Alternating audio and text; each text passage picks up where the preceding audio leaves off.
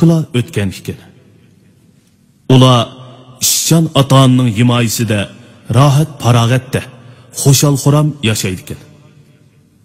Bular tozi pishib yetilganda ota-onasi kasal bilan oqoqidan o'lib ketar ekan. Turmuşda yüreksiz qolgan qarindoshlar rizq izlab, cho'ng bo'lgan yurtini tashlab, suygan yoranlardan ayrilib, boshqa yurtlarga ketishga majbur bo'ldi.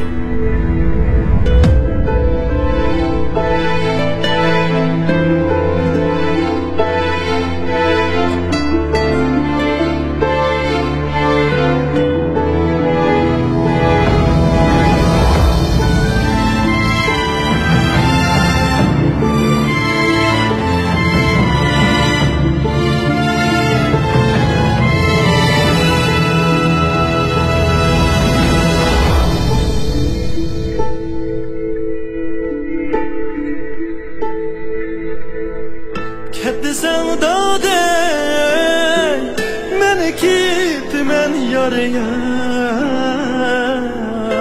ketmedi sen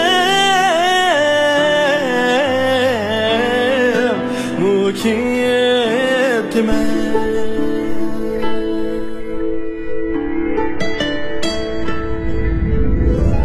barda vay iki kulak yarıya